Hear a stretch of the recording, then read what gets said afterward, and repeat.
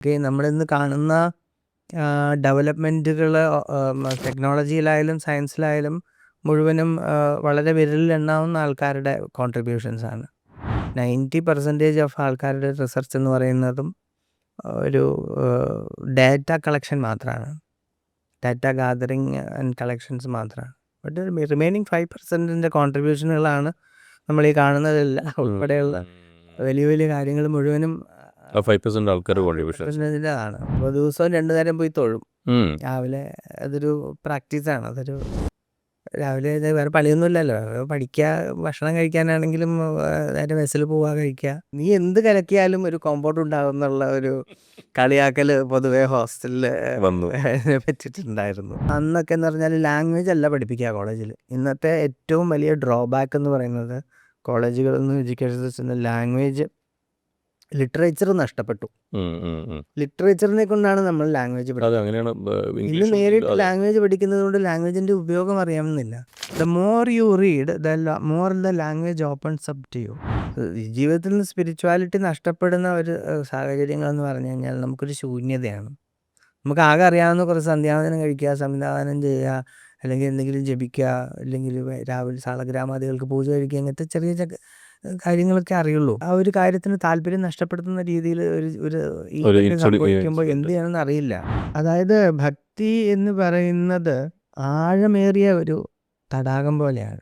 ഇറങ്ങുമ്പോൾ അറിയില്ല, മുകളിൽ നോക്കുമ്പോൾ വളരെ ക്ലിയർ വാട്ടർ, ഷാലോ ആയിരിക്കും.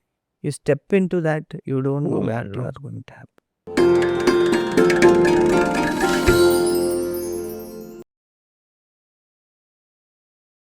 നമസ്തേ, എല്ലാവർക്കും യതീഷയുടെ പുതിയൊരു എപ്പിസോഡിലേക്ക് സ്വാഗതം. ഈ സീസണിൽ നമ്മളെപ്പോഴും പുതിയ പുതിയ വ്യക്തികളെ ഇതിലേക്ക് കൊണ്ടുവരാൻ ശ്രമിച്ചുകൊണ്ടിരിക്കുകയാണ്. അതിൽ ചില സമയങ്ങളിൽ ചില ഡിലേ ഒക്കെ ഉണ്ടാവും. അപ്പം ഇന്ന് നമുക്ക് ചില സൗഹൃദങ്ങൾ നമ്മൾ ഫോണിലൂടെ സ്റ്റാർട്ട് ചെയ്യുന്നു. അതിലേക്ക് എത്തുന്നത് തന്നെ ഇന്നത് സോഷ്യൽ മീഡിയ എന്നുള്ളൊരു പ്ലാറ്റ്ഫോമിൻ്റെ ബലം കൊണ്ടാണ്. അങ്ങനെ പരിചയപ്പെട്ട് പിന്നീട് നല്ല സുഹൃത്തായി മാറിയ ശ്രീകാന്ത് അയ്യരെയാണെന്ന് എനിക്ക് നിങ്ങൾക്ക് പരിചയപ്പെടുത്താനുള്ളത്. എന്നത്തെയും പോലെ കൂടുതൽ ഇൻട്രൊഡക്ഷൻ ഞാൻ പറയുന്നതിൽ നിന്ന് നമുക്ക് ഗസ്റ്റിൽ നിന്ന് അറിയാം. എല്ലാ ആദരവോടുകൂടിയും എല്ലാ ബഹുമാനത്തോടു കൂടിയും ശ്രീകാന്ത് അയ്യർ സ്വാഗതം ചെയ്യുന്നു. നമസ്കാരം. നമ്മൾ 2-3 തവണ ഫിക്സ് ചെയ്യാനൊക്കെ ശ്രമിച്ചു, നടന്നില്ല. ഇവിടുത്തെ അവൈലബിലിറ്റിയൊക്കെ നോക്കി. പലരും ഇപ്പം വീഡിയോയിൽ നോക്കുമ്പോൾ ഒരു എന്താ പറയുക, ഒരു സ്വാമി ഇരിക്കുന്ന പോലെ തോന്നുന്നുണ്ടാവാം. എങ്കിലും എനിക്കെപ്പോഴും അങ്ങയുടെ ആ രസതന്ത്ര പരിചയം, അല്ലെങ്കിൽ ഞാനും കുറച്ചു കാലം കെമിസ്ട്രി പഠിക്കാൻ വേണ്ടി പോയിട്ടുണ്ട്. പിന്നീട് തീരെ ഇഷ്ടപ്പെടാത്തൊരു ഫീൽഡായതുകൊണ്ട് അവിടെ നിന്ന് ഓടി ഒളിക്കേണ്ടായിരുന്നു. അപ്പം ഈ തന്ത്രത്തിലെ രസതന്ത്രം തേടിയിട്ടാണോ ഈ രസതന്ത്രം പഠിച്ചതെന്ന് വരെ എനിക്ക് മനസ്സിൽ തോന്നിയിട്ടുണ്ട്.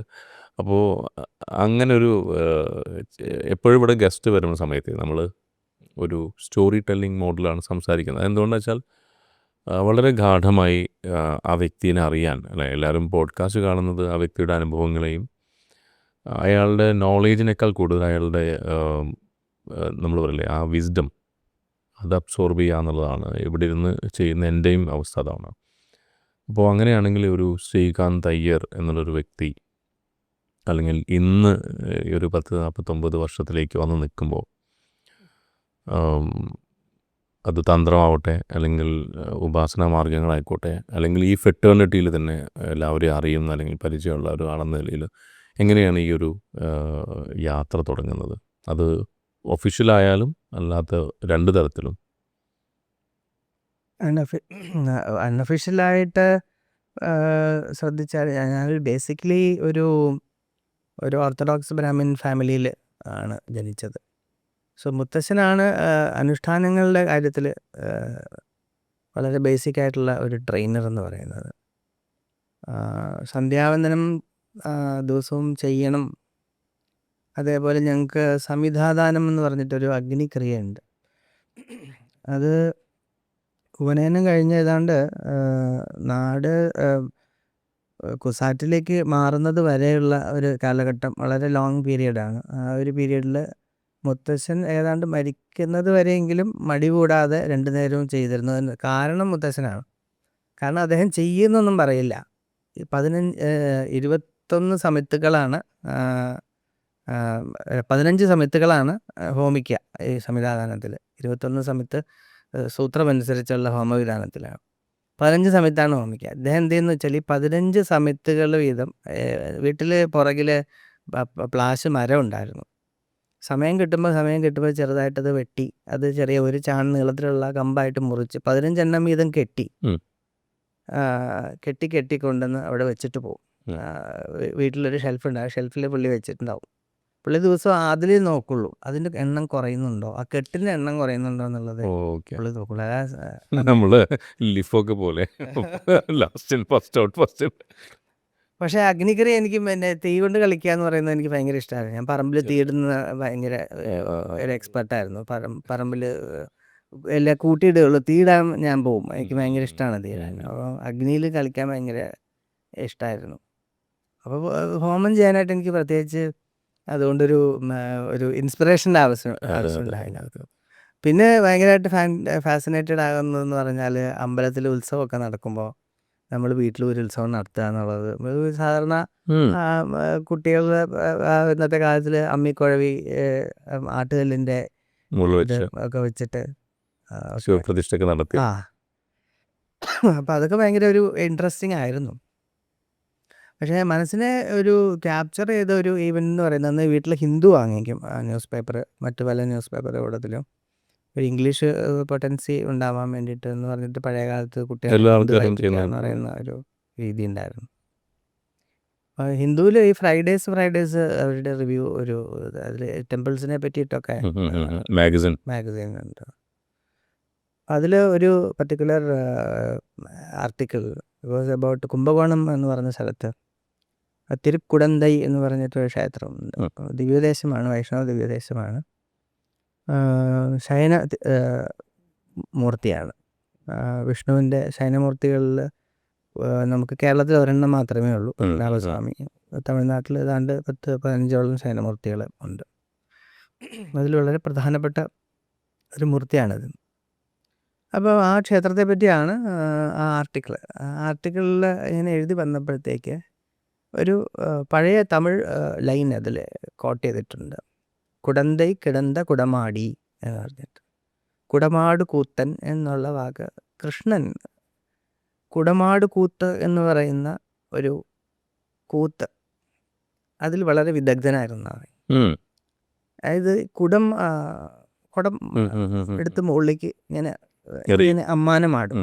അതേ കാലത്ത് മൃദംഗം വായിക്കണം. അതേ കാലത്ത് ഡാൻസും ചെയ്യണം. എന്താ പറയുക? കുടമാട് കൂത്ത്, കുടക്കൂത്ത് എന്നാണ് പറയാ, തമിഴിൽ പറയാം. അതിൽ വിദഗ്ധനായിരുന്നു എന്നാണ്. അപ്പോൾ ആ ആർട്ടിക്കിൾ ഈ ലൈൻ എഴുതപ്പെട്ടത് ഒരു വൈഷ്ണവ സെയിൻറ്റ് ആഴ്വാർമാരെന്നാണ് പറയുന്നത്. അപ്പം അദ്ദേഹത്തിൻ്റെ ലൈനായിട്ട് പറഞ്ഞ് കറസ്പോണ്ടിങ് ആയിട്ട് ഈ ആഴ്വാർമാരെ പറ്റി ആർട്ടിക്കിൾ അങ്ങനെ തുടർന്ന് പോവുകയാണ്. അത് വളരെ സ്ട്രൈക്ക് ചെയ്തു. അത് നമ്മൾ കാണുന്ന സ്തോത്രങ്ങളിലോ അല്ലെങ്കിൽ ദിവസവും ചൊല്ലുന്ന ലളിതാസഹസ്രനാമം, വിഷ്ണു സഹസ്രനാമം, ഞങ്ങളുടെ വീട്ടിൽ ഇത് മസ്റ്റാണ്. തിങ്കളാഴ്ച ആണെങ്കിൽ ശിവസഹസ്രനാമം, ചൊവ്വാഴ്ച വെള്ളിയാഴ്ച ലളിതാസഹസ്രനാമം എല്ലാവരും കൂടി ഇരുന്ന് ചൊല്ലും. ഒരു കാലഘട്ടം വരെ കൂട്ടുകുടുംബമായിരുന്ന ഒരു കാലഘട്ടം വരെയും അത് ദാറ്റ് ഹാപ്പൻഡ്. അപ്പം ഇതിനപ്പുറത്തേക്കും വേറെ എന്തോ ഒരു വേൾഡിലുള്ളതുപോലെ ഒരു തോന്നൽ. അപ്പോൾ ആഴ്വാർമാരെന്താണ് ഈ ഇതിൻ്റെയൊക്കെ അർത്ഥം എന്നുള്ള ഒരു ക്വസ്റ്റ്യൻ മനസ്സിൽ വരുന്നത്. Subsequently that has remind. പിന്നെ എല്ലാ വെള്ളിയാഴ്ചയും ഈ തമിഴ്നാട്ടിലെ ക്ഷേത്രങ്ങളെ പറ്റി വരുന്ന ആർട്ടിക്കിൾസ് ഇടാതെ വായിക്കാൻ തുടങ്ങി. നമുക്ക് ആകെ ഉള്ളൊരു സോഴ്സ് എന്ന് പറയുന്നത് ഹിന്ദു മാത്രമാണ്. പിന്നെ ഈ സ്കൂൾ വെക്കേഷൻ്റെ ടൈമുകളിൽ ഏതെങ്കിലും ലൈബ്രറിയിൽ മെമ്പർഷിപ്പ് എടുത്തിട്ട് ഇപ്പോൾ ഹിസ്റ്ററി പുസ്തകങ്ങൾ, ചരിത്രങ്ങൾ, ആദ്യമായി തിരുവിതാംകൂറിൻ്റെ ചരിത്രം എന്താണ്, അങ്ങനെ ഓരോന്നൊക്കെ ഇങ്ങനെ. ഹിസ്റ്ററി ഭയങ്കര താല്പര്യമുള്ളൊരു സബ്ജക്റ്റ് ആയിരുന്നു, ഹിസ്റ്ററി, ആർക്കിയോളജി എന്നുള്ള കാര്യങ്ങൾ. സോ സബ്സിക്വൻ്റ്ലി ഒരു വിത്തിൻ 3-4 years വാട്ട് ഹാപ്പൻഡ്, അന്ന് തിരുച്ചിറപ്പള്ളിയിൽ എൻ്റെ അമ്മയുടെ ചേച്ചി താമസിക്കുന്നുണ്ട്. ഇന്ന് ഞാൻ സെറ്റിൽ ചെയ്തിരിക്കുന്ന സ്ഥലമാണ് തിരുച്ചിറപ്പള്ളി. അപ്പോൾ അവർ അച്ഛനും അമ്മയും ഞാനും കൂടെ ഒരു ടൂറ് പോവാണ്. തിരുച്ചിറപ്പള്ളിയിലേക്കാണ് ഡെസ്റ്റിനേഷൻ. തിരുച്ചിറപ്പള്ളി, ശ്രീരംഗം ക്ഷേത്രം തൊഴുക, കറസ്പോണ്ടിങ്ലി അച്ഛന് മറ്റേ തിരുവയ്യാറ് ത്യാഗരാജസ്വാമികളുടെ സമാധി, അങ്ങനെയുള്ള കുറച്ച് ഡെസ്റ്റിനേഷൻസ് മൈൻഡിലുണ്ട്. അങ്ങനെ ഒരു ഡിസംബർ മാസത്തിലാണ്. അപ്പോൾ ഇങ്ങനെ പോവുകയാണ്. കുംഭകോണം, ഈ പറയുന്ന കുംഭകോണ ക്ഷേത്രം എനിക്ക് മനസ്സിലപ്പം കിടപ്പുണ്ട്. കുംഭകോണം എന്തായാലും പോയേ പറ്റുള്ളൂ. ഇതെന്താണ് ഈ കുടമാട് കൂത്ത്? അപ്പോൾ എൻ്റെ മനസ്സിലെന്താണെന്ന് വെച്ചാൽ ഈ ഒരു പോസ്റ്ററിലാണ് അവിടുത്തെ ദേവത ഉണ്ടാവുക എന്നുള്ളതാണ്. അപ്പോൾ അവിടെ ചെന്നപ്പോൾ അതൊന്നുമല്ല, ശയനക തൃക്കോലത്തിലുള്ള ഭഗവാനാണ്. പക്ഷേ അവിടെ കണ്ട ഒരു കാര്യം എന്ന് പറയുന്നത്, അവിടെ അധ്യയന ഉത്സവം എന്ന് പറയുന്ന ഒരു ഉത്സവം നടക്കുന്ന സമയമാണ്. ഇതൊക്കെ പിന്നീടാണ് മനസ്സിലാക്കുന്നത്. പകൽപ്പത്ത് രാപ്പത്ത് എന്ന് പറയും. അതിലെ അവസാന ദിവസമായിരുന്നു അന്ന്. അപ്പം നമ്മളവിടെ ചെല്ലുമ്പോൾ കാണുന്ന കാഴ്ച എന്താണെന്ന് വെച്ചാൽ, ഭഗവാനെ അവിടെ എഴുന്നള്ളിച്ച് വെച്ചിട്ടുണ്ട്. ധാരാളം വിഗ്രഹങ്ങൾ ഈ രണ്ട് സൈഡിലായിട്ടൊരു ദർബാർ പോലെ ഇരിക്കുകയാണ്. അതിൻ്റെ ഭഗവാന്റെ ഓപ്പോസിറ്റായിട്ടൊരു വിഗ്രഹം ഇരിക്കുന്നു. ആ വിഗ്രഹം ഈ പൂജാരിമാരെടുക്കുന്നു. അപ്പോൾ ആ ഒരു ആംബിയൻസിൽ തമിഴ് പാട്ടുകൾ ഇങ്ങനെ മുഴങ്ങിക്കൊണ്ടിരിക്കുകയാണ്. വേറെ നാദസ്വരമോ അങ്ങനെയുള്ള ഒന്നുമില്ല. ദാറ്റ് ഈസ് ഓൺലി തമിഴ് പാട്ടുകൾ വേദം ചൊല്ലുന്നത് പോലെ ചൊല്ലിക്കൊണ്ടിരിക്കുകയാണ്. ഇയാളത് എടുത്തുകൊണ്ടിട്ട് ഒരു 2-3 അർച്ചകന്മാരുണ്ട്. അവർ വിഗ്രഹം എടുത്തുകൊണ്ട് നേരെ ഭഗവാന്റെ മുമ്പിൽ ചെന്നിട്ട് ആ വിഗ്രഹം ഭഗവാന്റെ പാദങ്ങളിലേക്ക് ചായ്ച്ച്, വിഗ്രഹത്തിൻ്റെ തല ഭഗവാന്റെ പാദത്തിൽ തൊടുന്നത് പോലെ, നമസ്കരിച്ച് കിടക്കുന്നത് പോലെ ഇടുകയാണ്. ഇട്ടിട്ട് തുളസി കൊണ്ട് അർച്ചന ചെയ്യുക എന്നുള്ളതാണ്. അത് കഴിഞ്ഞ് ഞങ്ങൾ അവിടെ നിന്ന് പോന്നു. പക്ഷെ അവിടെ സ്ട്രൈക്ക് ചെയ്യുന്ന ഒരു ഇതെന്താണെന്ന് വെച്ചാൽ, ഒരു പാട്ടി ഒരു തൂണോട് ചേർന്ന് നിന്നിട്ട് കരയുകയാണ്. She is literally weeping. എങ്കിൽ ആഴ്വാരെ കൊണ്ടുപോയിട്ടാൽ ഹി ഹാസ് ടേക്കൺ അവേ അവർ ആഴ്വാർ. ഒരാൾ, നമ്മുടെ വീട്ടിലൊരാൾ മരിച്ചാൽ എങ്ങനെ കരയുമോ അതുപോലെ കരയാണ് ആ പാട്ടി. അത് ഒരു വല്ലാത്തൊരു സ്ട്രൈക്കിംഗ് ആയിട്ടുള്ള ഒരു ഇതായിരുന്നു. വർഷങ്ങൾക്ക് ശേഷം അതേപോലൊരു ഈവൻറ്റിൽ ഞാൻ നിന്ന് കരഞ്ഞു. സെയിം സ്ഥലത്തല്ല, ശ്രീരംഗത്താണ്. ശ്രീരംഗത്താണെന്ന് മാത്രം. സെയിം ഇവൻറ്റിൽ. അപ്പം ഞാനത് പാർട്ടിയുടെ സ്ഥാനത്ത് എന്നെ അന്ന് കണ്ട ഒരു ഇതായിരുന്നു. ബട്ട് അത് കഴിഞ്ഞതിന് ശേഷം എന്ന് പറയുമ്പോൾ വൈഷ്ണവസത്തിലേക്ക് ഒരു യാത്രയായിരുന്നു. ഞാൻ പിന്നെ ഇവിടെ നിന്ന് കുസാറ്റിലേക്ക് BSc chemistry CMS college Kottayam അവിടെ കംപ്ലീറ്റ് ചെയ്തതിന് ശേഷം കുസാറ്റിലെ എൻട്രൻസ് ക്ലിയർ ചെയ്ത് ഇവിടെ MSc അപ്ലൈഡ് കെമിസ്ട്രിക്ക് ജോയിൻ ചെയ്തു കൊച്ചിൻ സർവകലാശാലയിൽ. അത് കഴിഞ്ഞതിന് ശേഷം ഒരു ചെറിയൊരു ബ്രേക്ക് ഉണ്ടായി. അതായത് ഒരു 2-3 മാസത്തെ ഒരു ചെന്നൈയിലൊരു കമ്പനിയിൽ ജോലി കിട്ടി. അങ്ങനെ ജോലി എങ്ങനെ ഉണ്ടാവും എന്നറിയാൻ. അപ്പോൾ ജോലി എടുക്കാൻ ചെന്നപ്പോഴാണ് മനസ്സിലായത് ജോലി എടുക്കുന്നത് ഭയങ്കര ബുദ്ധിമുട്ടുള്ളൊരു കാര്യമാണ്. നമുക്ക് പറ്റിയ പണിയെന്ന് പറയുന്നത് ഒരു അക്കാഡമി ആണ്, പഠിപ്പിക്കുക. അല്ലാതെ ഫാക്ടറിയിൽ ജോലി എടുക്കുക എന്നൊക്കെ പറഞ്ഞാൽ ശരീരം കൊണ്ടും മനസ്സുകൊണ്ടും ഒക്കെ നമ്മൾ ആൾക്കാരെ വെറുതെ ഭർസിക്കേണ്ടി വരും. അങ്ങനെയുള്ള ഒത്തിരി അത് നമുക്ക് പറ്റിയൊരു കാര്യമല്ല എന്നുള്ളത് അന്ന് 2 മാസം 3 മാസം റെക്കഗ്നൈസ് ചെയ്യും. PhDക്ക് അഡ്മിഷൻ എടുത്ത് ഞാൻ തിരിച്ച് കുസാറ്റിലേക്ക് തന്നെ വരികയും ചെയ്തു. ഇവിടെ പ്രൊഫസർ പ്രതാപചന്ദ്രക്കുറുപ്പ് എന്ന് പറഞ്ഞിട്ട് കുസാറ്റിലെ വളരെ ഇനോർഗാനിക് കെമിസ്ട്രി. അപ്പോൾ എനിക്ക് ആദ്യമേ തന്നെ താല്പര്യം ഇനോർഗാനിക് കെമിസ്ട്രിയോട് ആയിരുന്നു. പഠിച്ചപ്പോൾ നല്ലൊരു എക്സ്പെർട്ടൈസ് ഓർഗാനിക് കെമിസ്ട്രിയിലുണ്ടെങ്കിലും ഇവഞ്ച്വലി അതിനോടുള്ളൊരു ഇൻട്രസ്റ്റ് കുറഞ്ഞു വന്നു. ഫിസിക്കൽ കെമിസ്ട്രി പിന്നെ പണ്ടേ കണ്ണ് കയറിയ കണ്ടുകൂടാ. കാരണം ഭയങ്കര ഇക്വേഷനും കാര്യം. മാത്തമാറ്റിക്സിൽ ഞാൻ വളരെ പേടി വീക്കായിരുന്നു. ഒന്നീ കെമിസ്ട്രിക്ക് അഡ്മിഷൻ കിട്ടിയില്ലെങ്കിൽ ഇംഗ്ലീഷ് ലിറ്ററേച്ചറോ ഹിസ്റ്ററിയോ എടുക്കണം എന്നുള്ളൊരു സ്റ്റാൻഡായിരുന്നു എനിക്ക്. കെമിസ്ട്രിയോട് പിന്നെ പ്രത്യേകിച്ചൊരു താല്പര്യം എന്തിനാണെന്ന് ചോദിച്ചു കഴിഞ്ഞാൽ ഇന്ന് എനിക്കൊരു ഉത്തരമില്ല. എന്തുകൊണ്ട് കെമിസ്ട്രി എടുത്തു എന്ന് ചോദിച്ചു കഴിഞ്ഞാൽ to avoid mathematics and physics എന്നുള്ളതായിരുന്നു അന്നത്തെ ആൻസർ. പക്ഷേ ലേറ്റർ സ്റ്റേജിൽ പിന്നീട് പോസ്റ്റ് ഡോക്കിന് ചെല്ലുമ്പോഴത്തേക്ക് എന്തൊക്കെ തള്ളി വെച്ചോ അതെല്ലാം തിരിച്ച് ജീവിതത്തിലേക്ക് ഇടിച്ചു കയറി വരികയാണ് ചെയ്തത്. മാത്തമാറ്റിക്സ് ആയാലും ശരി, ഫിസിക്സ് ആയാലും, പാർട്ടിക്കിൾ ഫിസിക്സ് ആയാലും, സ്പിൻ പാർട്ടിക്കിൾ എല്ലാം നമ്മൾ കഥവിനപ്പുറത്തേക്ക് അടച്ചു വെച്ചതെല്ലാം കഥവ് തുറന്ന് തിരിച്ചു കയറി വരുന്ന അവസ്ഥയായിരുന്നു. അതുകൊണ്ട് ഒഴിവാക്കരുതെന്നുള്ളൊരു വലിയ പാഠം ഒന്നിനോടും പെർമനൻ്റ് ആയിട്ടുള്ള ഒരു ഹേറ്റഡ് വെച്ച് പുലർത്തിയോ അല്ലെങ്കിൽ അത് നമുക്ക് പറ്റില്ല എന്ന് നമുക്ക് ജീവിക്കാനെങ്കിൽ അതൊക്കെ പാർട്ട് ആൻഡ് പാർസലായിട്ട് ഉണ്ടായേ പറ്റുള്ളൂ എന്നുള്ള ഒരു ഇവിടെ കുസാറ്റിലുണ്ടായിരുന്നപ്പോഴത്തേക്കും പിന്നെ ഇതൊരു ദിവ്യദേശമാണ്. തൃക്കാക്കര തെരുവെങ്കും കാവികമൾ തിരുക്കാട്കരൈ മരിയ മായന്തൻ മായം നിനെതുറയുന്ന നമ്മാഴ്വാറുടെ കേരളത്തിലുള്ള പാട്ട് ദിവ്യദേശം 11 ദിവ്യദേശങ്ങളെല്ലാം നമ്മാഴ്വാർ കവർ ചെയ്തിട്ടുണ്ട്. കവർ ചെയ്തിട്ടുണ്ട്. ഒരെണ്ണം മാത്രം തിരുവങ്കി ആഴ്വാർ കവർ ചെയ്തിട്ടുണ്ട്. തിരുവിതാംകൂർ ഇത് ഇവിടെ മുസിരിസ് തിരുവഞ്ചിക്കുളം ആസ്ഥാനമാക്കി ഭരിച്ചിരുന്ന കുലശേഖര പെരുമാൾ, ആദി കുലശേഖര പെരുമാൾ തിരുമിറ്റക്കോട് ഒരു ക്ഷേത്രം, പിന്നെ അദ്ദേഹം പാടിയതെല്ലാം തമിഴ്നാട്ട് ക്ഷേത്രങ്ങളെ പറ്റിയാണ്. തിരുമിറ്റക്കോട് ഒരു ക്ഷേത്രത്തെ പറ്റി. അങ്ങനെയാണ് കേരളത്തിൻ്റെ ദിവ്യദേശങ്ങളുടെ കണക്കെന്ന് പറയുന്നത്. ഏറ്റവും ഏൻഷ്യൻ്റായിട്ട് കരുതപ്പെടുന്നത് തിരുവല്ല പത്മനാഭസ്വാമി എല്ലാം തന്നെയാണ്. Guruvayur has escaped their eyes. ഒന്നിൽ ഗുരുവായൂർ അന്ന് ഉണ്ടായിരുന്നിരിക്കില്ല, അല്ലെങ്കിൽ they have not passed through the Guruvayur. തിരുനാവായുണ്ട്, നാവാമുകുന്ദൻ കവർ ചെയ്ത ക്ഷേത്രമാണ്. നാവാമുകുന്ദൻ നമ്മാഴ്വാർ കവർ ചെയ്ത ക്ഷേത്രമാണ്. വളരെ ബ്യൂട്ടിഫുൾ ആയിട്ടുള്ള 10 പാട്ടുകളാണ് നാവാമുകുന്ദനെ പറ്റിയിട്ടുള്ള. അപ്പം ഈ കുലശേഖര പെരുമാളുടെ കൃതികൾ സംബന്ധിച്ചതായിട്ട് ഇതിൽ തൃക്കാക്കര ക്ഷേത്രത്തിൽ നമ്മാഴ്വാരാണ്. ഇപ്പം അങ്ങനെ ഒരു സ്ഥലത്ത് വന്ന് പെട്ടു. അപ്പോൾ ദിവ്യദേശവാസമാണ് 1998 തൊട്ട്. കാരണം കുസാറ്റ് ഇരിക്കുന്നത് നേരെ തൃക്കാക്കര അമ്പലത്തിൽ മടിത്തട്ടിലാണ്. അപ്പോൾ ദിവസവും 2 നേരം പോയി തൊഴും രാവിലെ. അതൊരു പ്രാക്ടീസാണ്. അതൊരു രാവിലെ വേറെ പണിയൊന്നുമില്ലല്ലോ, പഠിക്കുക, ഭക്ഷണം കഴിക്കാനാണെങ്കിലും നേരെ ബസ്സിൽ പോവുക, കഴിക്കുക.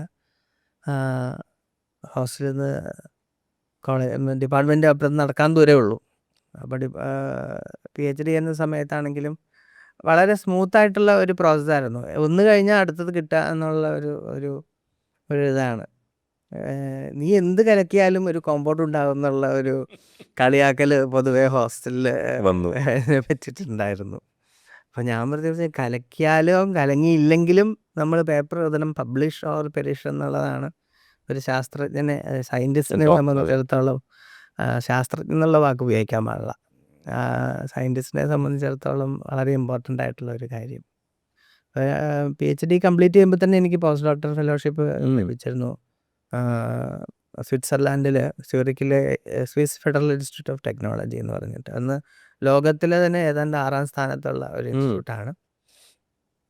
പോയ ഡിപ്പാർട്ട്മെൻറ്റും അതുപോലെ തന്നെ വളരെ പ്രൈഡായിട്ടുള്ള, കാരണം ആ ഒരു department all together chemistry department of ETH എന്ന് പറയുന്നത് ഏതാണ്ട് 25ഓളം നോബൽ വിദഗ്ധർ കാലഘട്ടമായിട്ട് ഉണ്ടായിരുന്ന അതൊരു ദിവ്യദേശം. അതായത് ഐൻസ്റ്റീൻ തൊട്ട് ഉള്ള നോബൽ ലോറേറ്റുകളുടെ മുഴുവനും. ഐൻസ്റ്റീനെ ആദ്യം അടക്കിയ സെമിത്തേരിയൊക്കെ ഞാൻ താമസിച്ചിരുന്നതിൻ്റെ നേരെ പുറകിലുണ്ടായിരുന്ന തിരുവനന്തപുരത്തിലാണ് ഐൻസ്റ്റീനെ ആദ്യം അടക്കിയത്. എൻ്റെ പ്രൊഫസറിൻ്റെ പ്രൊഫസർ തന്നെ ഒരു 91 നോബൽ ലോറേറ്റ് ആയിരുന്നു. അപ്പോഴാണ് നമുക്ക് ഒരു exposure to the spirituality again കിട്ടുന്നത്. ഇതിങ്ങനെ മനസ്സിലിങ്ങനെ കിടക്കുന്നുണ്ട്. അപ്പോൾ ഈ ആഴ്വാർമാരൊന്നും മനസ്സിൽ നിന്ന് പോയിട്ടില്ല. അപ്പോൾ അത് കൂടുതൽ ഇൻ്റർനെറ്റിനോടുള്ള ഒരു ഇതും ഒക്കെ കൊണ്ട് കൂടുതൽ. ഇതിനിടയ്ക്കൊരു സംഭവം നടന്നു വെച്ചാൽ, ഈ തമിഴ് പാട്ട് എങ്ങനെയെങ്കിലും വായിക്കണമല്ലോ. അപ്പം ഞങ്ങൾ വീട്ടിൽ പട്ടന്മാരാണല്ലോ, അപ്പോൾ നമ്മൾ തമിഴ് സംസാരിക്കും. പക്ഷെ നമ്മുടെ തമിഴ് എന്ന് പറഞ്ഞാൽ നീ എങ്ക പോറായി എന്നൊക്കെ പറഞ്ഞിട്ടുള്ളത്. അപ്പോൾ അത് തമിഴാണോ മലയാളമാണോ എന്നുള്ളത് പലപ്പോഴും. പക്ഷേ കൂടുതലുള്ള തമിഴാണതല്ലേ നിങ്ങളുടെ? അതെ, തമിഴ് എന്ന് ഉണ്ട്. വാക്കിനർത്ഥം തന്നെ ഴകാരത്തെ ഉൾക്കൊണ്ട ഭാഷ എന്നാണ്. തമിഴ് ഴകാരത്തെ ഉടയത് തമിഴ്. അതെ. അപ്പോൾ ശരിക്കും അങ്ങനെ ഒരു പ്രോപ്പർ തമിഴ് ഇന്ന് തന്നെ. തമിഴ്നാട്ടിൽ ഒരു ഇല്ല 90% ആൾക്കാരും പളം പളം എന്ന് വളി പറയാം. അതെ എന്നൊക്കെയാണ് അതെ അതെ. സംസാരിക്കുന്നത്. പക്ഷേ ഴകാരം കാരണം മറ്റേ പെട്ടെന്ന് ഇപ്പൊ തമിഴായി തമിഴ് ഏ തമിഴ് തമിഴ്. തമിഴ്നായി അതെ അതെ. തെറ്റാണ്. നമ്മൾ മലയാളികൾ തന്നെ തമിഴ് എന്നാണല്ലോ പറയുന്നത്. തമിഴ് ഴകാരം ഉച്ചരിക്കാൻ കഴിയുന്ന ഏറ്റവും ആം, ആം, കഴിവുള്ള ഒരു ജനതയാണ് മലയാളികളും തമിഴ് നാട്ടുകാരും. അതെ അതെ അതെ. ആണ്ടാളുടെ തന്നെ തിരുപ്പാവയിൽ ഒരു പാട്ടിൽ 11 തവണയാണ് ഴകാരം. ഉം, ഉം. ആഴിമഴൈക്കണ്ണ ഒന്ന് നീ കൈകരവേൽ ആഴി ഉൾപൊക്ക് മുകந்து കൊടാർത്തേറി ഊഴി മുതൽവൻ ഉരുവം പോൽ മെയ്കറുത്ത് പാഴിയന്തോളുടെ പർപ്പനാഭൻ കയ്യിൽ ആഴി പോൽ മിന്നി വലമ്പുരി പോൽ നിன்றതിർന്ന് അങ്ങനെ 11 തവണയാണ് ഴകാരം. അതും കൊച്ചു കുട്ടിയാണ് ആണ്ടാൾ. ഉം, ഉം, ഉം. എഴുതുമ്പോൾ 5 വയസ്സോ 6 വയസ്സോ അവൾ. ഇന്ന് ആൾക്കാരുടെ വായിൽ ഴകാരം വരുന്നില്ല. തമിഴ് സ്വാതന്ത്ര്യം എന്നൊക്കെ പറഞ്ഞ് പ്രസംഗിക്കുന്ന പലർക്കും അറിയില്ല ഇല്ല. അറിയില്ല അറിയില്ല അറിയില്ല. അത് വളരെ വൈറലായിക്കൊണ്ടിരിക്കുകയാണ്. അപ്പോൾ അങ്ങനെ ഒരു ബാക്ക്വേർഡ്നെസ് വന്നിട്ടുണ്ട്. അപ്പോൾ അവർ പറയുന്നത് നിങ്ങൾ സംസാരിക്കുന്നത് കറക്റ്റ് അല്ല എന്നുള്ളതാണ്.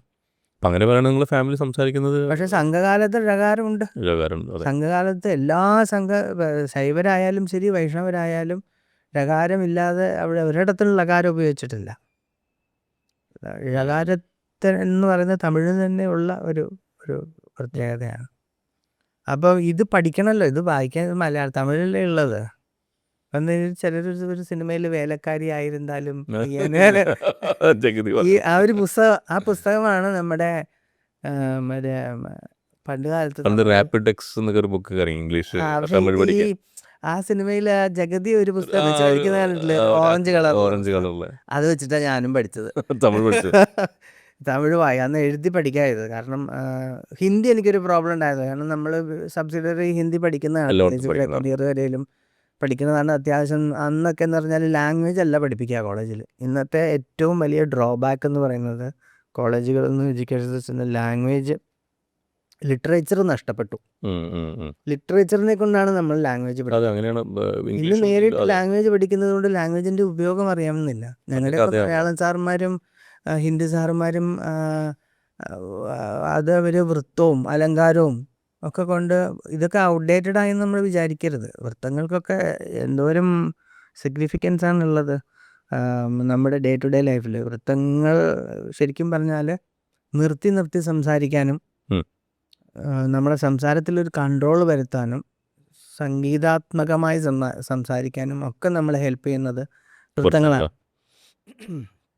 കാരണം അത് പോസ് ചെയ്യണമല്ലോ, ഇടയ്ക്കിടയ്ക്ക് ഓരോ സ്ഥലത്ത് പോസ് ചെയ്യാം. അപ്പോൾ സംസാരിക്കുമ്പോൾ പോസ് ചെയ്യാനും ഒരു ബ്രീത്ത് എടുക്കാനും എന്നിട്ട് തുടരാനുമുള്ള ഒരു ഇമ്പൾസ് നമുക്ക് തരുന്നത് വൃത്തങ്ങളാണ്.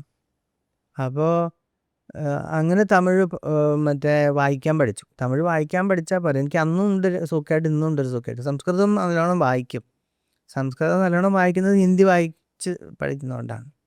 പക്ഷേ ഞാനൊരു പൂജയ്ക്കോ ജപത്തിനോ പാരായണത്തിനോ എടുത്താൽ സംസ്കൃത പുസ്തകം വെച്ച് ചെയ്യില്ല. ഞാനത് ടൈപ്പ് ചെയ്ത് മലയാളമാക്കി മാറ്റും. കാരണം എനിക്ക് എൻ്റെ കണ്ണിന് ഏറ്റവും അനുയോജ്യമായ ഭാഷ മലയാളമാണ്. കണക്ട് ചെയ്യാൻ എളുപ്പമായിരിക്കും. അപ്പോൾ എനിക്ക് ദിവ്യപ്രബന്ധം വായിക്കണമെങ്കിൽ വായിച്ചാൽ പോരാ, അത് മലയാളത്തിൽ ടൈപ്പ് ചെയ്യണം എന്നുള്ള ഒരു സ്റ്റാൻഡിലെത്തി. പിന്നെ അതെന്ത് ചെയ്യും, മലയാളത്തിൽ ടൈപ്പ് ചെയ്യണമെങ്കിൽ സോഫ്റ്റ്വെയർ കണ്ടുപിടിക്കണം. അപ്പോൾ അന്ന് കുത്തിപ്പിടിച്ചിരുന്ന് നോക്കി, അന്ന് നെറ്റിൽ ഏതോ ഒരു സോഫ്റ്റ്വെയർ കിട്ടി, അത് ഡൗൺലോഡ് ചെയ്ത് വെച്ച് ഈ 4000 ദിവ്യപ്രബന്ധവും ഏതാണ്ട് അത് 4000 ദിവ്യപ്രബന്ധം എന്ന് പറയാൻ കാരണം 4000 പാട്ടുകൾ ഉൾപ്പെടുന്നതായ ഒരു കൃതിയാണ് 11 ആഴ്വാർമാരുടെ. ഇതേപോലെ ശൈവർക്കുണ്ട് തിരുമറ എന്ന് പറഞ്ഞിട്ട് 64 നായന്മാരുടെ ഇതായ കളക്ഷൻസ് ഓഫ് പോയംസ് ഉണ്ട്. That is even bigger than this. പിന്നെ അന്ന് വൈഷ്ണവത്തിനോട് ഒരു ചായ്വായതുകൊണ്ട് ഈ 2 ലിറ്ററേച്ചറും കൂടെ നമുക്ക് കൂട്ടിക്കെട്ടി കൊണ്ടുപോകാൻ പറ്റില്ല. ഒന്ന് കടലാണെങ്കിൽ മറ്റത് വേറൊരു കടലാണ്. അപ്പം അന്ന് ഇങ്ങനെ കുത്തിപ്പിടിച്ചിരുന്ന് ടൈപ്പ് ചെയ്ത് ദിവ്യപ്രബന്ധം മുഴുവനും മലയാളത്തിലേക്ക് ടൈപ്പ് ചെയ്തെടുത്തു. വായിക്കാണല്ലോ, വായിക്കാൻ വേണ്ടിയിട്ട്. അപ്പം അതിന് അസോസിയേറ്റഡ് ലിറ്ററേച്ചറുകളിലേക്കായി കണ്ണ്. ഇങ്ങനെ ഈ ലിറ്ററേച്ചറുകളിലൂടെ ഇങ്ങനെ നടക്കുമ്പോഴാണ് ഇതിൻ്റെ അർത്ഥം എന്താണ് എന്നുള്ള ഒരു ക്വസ്റ്റ്യൻ വരുന്നത്. അന്ന് ധാരാളം ഈ വൈഷ്ണവ ഉപന്യാസകന്മാർ ഈ ലെക്ചർസ് റെക്കോർഡ് ചെയ്ത് കൊടുക്കുന്നുണ്ടായിരുന്നു. അപ്പം അങ്ങനെയുള്ള കുറച്ച് ലെക്ചറുകൾ, അതിലാദ്യമായിട്ടൊരു ഫിലോസഫിക്കൽ ലെക്ചർ കേൾക്കുന്നത് എന്ന് പറഞ്ഞാൽ തന്നെ അഷ്ടാക്ഷര മഹാമന്ത്രത്തിൻ്റെ അർത്ഥം എന്താണ്, ഓം നമോ നാരായണായ എന്നുള്ള അഷ്ടാക്ഷര മഹാമന്ത്രത്തിൻ്റെ അർത്ഥം എന്താണെന്നുള്ളത് ഏതാണ്ട് 850 വർഷങ്ങൾക്ക് മുമ്പ് പിള്ളൈ ലോകാചാര്യർ എന്നും പറഞ്ഞിട്ട് ഒരു മഹാൻ ജീവിച്ചിരുന്നു ശ്രീരംഗത്തും. അദ്ദേഹം മുമുക്ഷുപ്പടി എന്ന് പറഞ്ഞിട്ട് മണിപ്രവാളത്തിൽ ഗ്രന്ഥം എഴുതിയിരുന്നു. And thing is that is also a sutra literature. Sutra ലിറ്ററേച്ചർക്ക് നമ്മുടെ ഫിലോസഫിയിൽ ഭയങ്കര ഇമ്പോർട്ടൻസ് ഉണ്ട്. തന്ത്രം പറഞ്ഞാൽ എല്ലാവരും പരശുരാമ കൽപ്പസൂത്രം പറയാത്ത ആൾക്കാരില്ല. അതൊരു സൂത്ര ലിറ്ററേച്ചറാണ്. സൂത്രം ഒരു ഇൻഡിപെൻഡൻ്റ് ആയിട്ടുള്ള വർക്കല്ല ഒരിക്കലും. സൂത്രം ബിലോങ്സ് ടു എന്തോ ഒന്നിനെ ചുരുക്കി ഒരു കോഡാക്കി മാറ്റാണ്. വലിയൊരു പാരഗ്രാഫിൽ പറയേണ്ട ഒരു കാര്യത്തെ പ്രിസൈസ് ആയിട്ട് പറയാണ്. സൂത്രത്തിനെ മനസ്സിലാക്കണമെങ്കിൽ അതിന് വൃത്തി വേണം, ഭാഷ്യം വേണം, കമൻട്രി വേണം, പിന്നെ അതൊക്കെ വലുതാവും. ഇതൊരു നാരോ പോയിൻ്റാണ്, ഒരു വലുത്, ഒരു നോഡ്. ആ നോഡാണ് ഈ സൂത്രം. ഇനി ഇപ്പുറത്തെ സൈഡ് നിൽക്കുന്നത് അത് മനസ്സിലാണെങ്കിൽ it needs to be explained again. പക്ഷേ രണ്ടും തമ്മിലുള്ള വ്യത്യാസം എന്താണെന്ന് വെച്ചാൽ ഇപ്പുറത്തെ സൈഡിലൊരു കടലിൽ എവിടെ നോക്കണം എന്ന് നമുക്കറിയാൻ പറ്റില്ല. ഇപ്പുറത്തെ സൈഡിലുള്ള കമൻട്രി ഉണ്ടെന്നുണ്ടെങ്കിൽ exactly you know what to look, what to do. So ഇതൊരു മാനുവൽ പോലെയാണ്, മറ്റേത് ഒരു തിയറി പോലെയാണ്. സോ അതാണ് ഈ സൂത്ര ലിറ്ററേച്ചറിൻ്റെയും ഒരു പ്രത്യേകത എന്ന് പറയുന്നത്. അപ്പോൾ തമിഴിലും സൂത്രങ്ങളുണ്ട്. തമിഴ് ശുദ്ധ തമിഴില്ല. മണിപ്രവാളം എന്ന് പറഞ്ഞാൽ ഒരു കാലത്ത് ഒരു 2000 വർഷങ്ങളോളം ആൾക്കാർ വളരെ ഈസി ആയിട്ട് സബ്ജക്റ്റിനെ കൺവേ ചെയ്യാൻ ഉപയോഗിച്ചിരുന്ന ലാംഗ്വേജ് മണിപ്രവാളമാണ്. തമിഴും ഉണ്ടാവും, സംസ്കൃതം ഉണ്ടാവും. ഇതിന് അതിൻ്റേതായ ലിപി രീതിയുണ്ട്. ഈ മണിപ്രവാളത്തിൻ്റെ ലിപിയിൽ നിന്നാണ് മലയാള ലിപിയുടെ ഡെവലപ്മെൻറ്റ് എന്നുള്ളത് ഒരു കാരണം അതിൽ എല്ലാ അക്ഷരങ്ങളും അതിലുണ്ടാവും. തമിഴിലെ അക്ഷരങ്ങളും ഉണ്ടാവും, സംസ്കൃതത്തിലെ അക്ഷരങ്ങളും ഉണ്ടാവും, ചേർന്ന കൂട്ടക്ഷരങ്ങളും ഉണ്ടാവും. എന്നിട്ട് ഇത് കോർക്കുമ്പോൾ മണിപ്രവാളം മണി എന്ന് പറഞ്ഞാൽ രത്നം, പ്രവാളം എന്ന് പറഞ്ഞാൽ പവിഴം. ഒരു സൂത്രത്തിൽ ഒരു നൂലിൽ കോർത്താൽ നല്ലൊരു മുത്തുമാല, ഒരു മാല ആയി മാറുന്നത് പോലെ ഭാഷയ്ക്ക് അലങ്കാരമാണ് മണിപ്രവാളം എന്നുള്ള ഒരു ഇതെന്ന് പറയുന്നത്. സോ ആ ലെക്ചറുകൾ കൂടുതൽ കേൾക്കാൻ തുടങ്ങിയതോട് കൂടിയിട്ട് ദാറ്റ് ഈസ് സയൻസിനോടുള്ള ടേസ്റ്റ് ഡിമിനിഷ് ചെയ്യാൻ തുടങ്ങി, പ്രൊഫഷണലായി മാറി. ഓൺലി ഒരു ജോലി മാത്രം, ചോറാണല്ലോ ബേസിക്കലി. അതുകൊണ്ട് അതിൻ്റെ വഴിയിലൂടെ യാത്ര ചെയ്തില്ല. പിന്നെ അതിൻ്റെ വഴിയിലൂടെ നമ്മുടെ അന്നമാണത്, അത്രമാത്രം. സോ അതിനോട് നമ്മൾ ജസ്റ്റിസ് പുലർത്തിക്കൊണ്ട് അതിൻ്റെ വഴിയിലൂടെ യാത്ര ചെയ്താലേ നമുക്ക് വലിയ വലിയ പ്രോജക്റ്റുകൾ, വലിയ സയൻറ്റിസ്റ്റ് മാറുക. ഇന്ത്യയിലായാലും വിദേശത്തായാലും ഉള്ള കോൺഫറൻസുകളിൽ നമ്മൾ ഒരു സാന്നിധ്യമായി മാറുകയും അങ്ങനെ ഈ കോൺഫറൻസിലൊക്കെ ചെന്ന് കഴിഞ്ഞാൽ വലിയ വലിയ സയൻറ്റിസ്റ്റുമാരെന്ന് പറയുന്നത് നമ്മൾ we did that, we did this എന്നൊക്കെ പറഞ്ഞാൽ അവസാനം എന്തുണ്ടെന്ന് വെച്ചാൽ ഒരു തേങ്ങയുള്ള ഇതൊക്കെ നമ്മളിന്ന് കാണുന്ന ഡെവലപ്മെൻറ്റുകൾ ടെക്നോളജിയിലായാലും സയൻസിലായാലും മുഴുവനും വളരെ വിരലിലെണ്ണാവുന്ന ആൾക്കാരുടെ കോൺട്രിബ്യൂഷൻസാണ്. 90% ഓഫ് ആൾക്കാരുടെ റിസർച്ച് എന്ന് പറയുന്നതും ഒരു ഡാറ്റ കളക്ഷൻ മാത്രമാണ്, ഡാറ്റ ഗാദറിങ് ആൻഡ് കളക്ഷൻസ് മാത്രമാണ്. ബട്ട് റിമൈനിങ് 5% കോൺട്രിബ്യൂഷനുകളാണ് നമ്മൾ ഈ കാണുന്നതെല്ലാം ഉൾപ്പെടെയുള്ള വലിയ വലിയ കാര്യങ്ങൾ മുഴുവനും 5% ആൾക്കാർ കോൺട്രിബ്യൂഷനാണ്. ഒന്നുകിൽ ആ 5% ഇരിക്കണം, ഇല്ലെങ്കിൽ നമ്മൾ ഇതിനോട് ജസ്റ്റിഫൈ ചെയ്യാൻ, കാരണം നമുക്ക് പ്രൊഫഷണൽ ഡെവലപ്മെൻറ്റ് എന്തായാലും നമുക്ക് എന്നായാലും അത് സ്പിരിച്വാലിറ്റിയെ കൊണ്ട് ജീവിക്കുക എന്ന് പറയുന്നത് അതൊരു ശരിയുള്ള നടപടിയല്ല. ദാറ്റ് ഈസ് അത് നമ്മുടെ ആത്മാവിനെ തന്നെ വിറ്റ് ജീവിക്കുന്നതിന് തുല്യമാണ്. മറിച്ച് നമുക്ക് നമ്മുടേതായ ഒരു ജോലി ഉണ്ടെന്നുണ്ടെങ്കിൽ നമ്മൾ അതിനെ ഡിപ്പെൻഡ് ചെയ്യേണ്ട യാതൊരു ആവശ്യമില്ല എന്നുള്ള ഒരു ഇതായിരുന്നു. ബേസിക്കലി സയൻസിനോട് അത്രയ്ക്ക് അന്ന് പിന്നീട് ഒരു ഇമ്പോർട്ടൻസ് ലൈഫിൽ കൊടുത്തിട്ടുള്ളൂ. സബ്ജക്റ്റ് അതൊന്നും അപ്ഡേറ്റഡ് ആയിരിക്കും, നമ്മൾ ലേറ്റസ്റ്റ് ആയിട്ടുള്ള ടെക്സ്റ്റ് ബുക്കുകൾ വായിക്കുള്ളൂ, എപ്പോഴും പുതിയ റിസർച്ചിനെ പറ്റിയിട്ടുള്ളൊരു ഗ്ലാൻസ് ഉണ്ടാവും, ഒരു കണ്ണ് വെച്ചിട്ടുണ്ടാവും.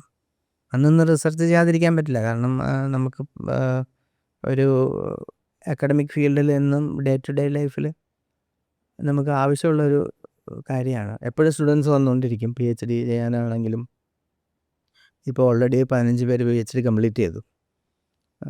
ഒരു 40-50 പേര് MSc ഡെസർട്ടേഷൻ കംപ്ലീറ്റ് ചെയ്തിട്ട് പോയിട്ടുണ്ട് ഈ ഒരു ലാസ്റ്റ് ഒരു NITയിൽ വന്ന കരിയറിന് ശേഷം. സോ മറിച്ച് ആത്മീയത എന്ന് പറയുന്നത് നമ്മുടെ ആത്മാവാണ്. ശരിക്കും ആത്മീയത എന്നുള്ള പേരിൽ തന്നെ it is our soul, it is our life essence. So രണ്ടും രണ്ട് പാത്ത് വേ തന്നെയാണ്. കലർത്താതിരിക്കുന്നതാണ് ബെറ്റർ. പക്ഷേ അവിടെ എബ്രോഡുള്ള ഒരു സമയത്താണ് ഇതിന് കൂടുതൽ സമയം ഉണ്ടായിരുന്നു. നമുക്ക് വേറെ അന്ന് കല്യാണം കഴിച്ചിട്ടില്ല. അപ്പോൾ എനിക്ക് ധാരാളം സമയം ഉണ്ട്.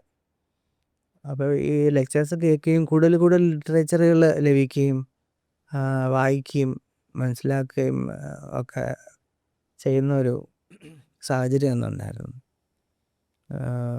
വീക്കെൻഡ് ആണെങ്കിൽ ട്രക്ക് ചെയ്യും. അന്ന് ഇത്രയ്ക്ക് വണ്ണവും മറ്റേ ആരോഗ്യ പ്രശ്നങ്ങൾ അങ്ങനെയൊന്നുമില്ല. അപ്പോൾ നല്ല മെലിഞ്ഞിട്ടാണ് ഇപ്പോൾ ട്രക്ക് ചെയ്യണം.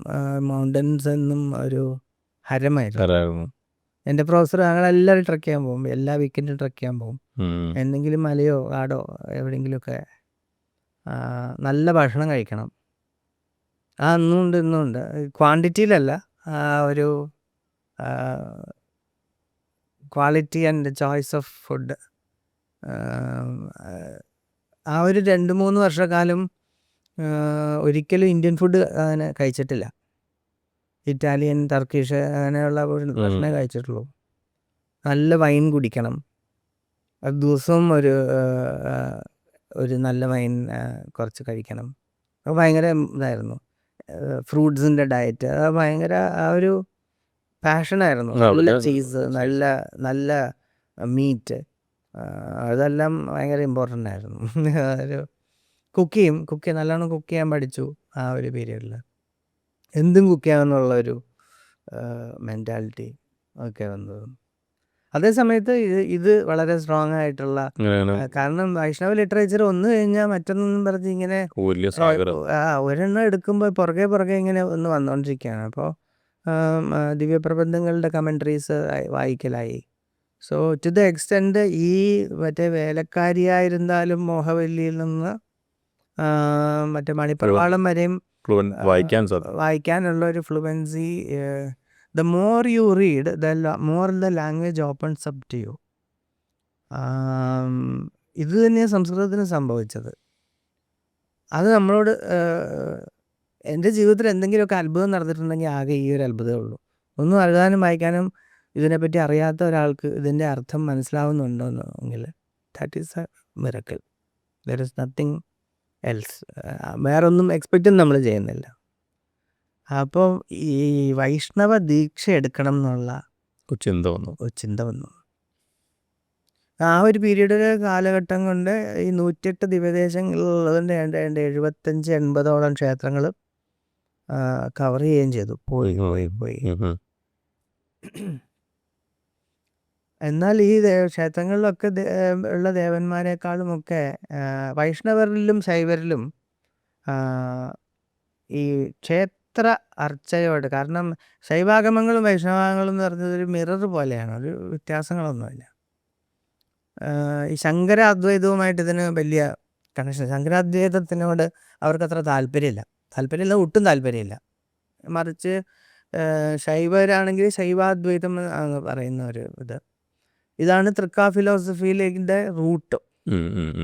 ഇഫ് യു ലുക്ക്, നമ്മുടെ 36 തത്വങ്ങൾ എന്നൊക്കെ പറയുന്ന തന്ത്രത്തിലേക്ക് വരുന്നത് ശൈവാഗമങ്ങളുടെ ഒരു രീതിയാണ്.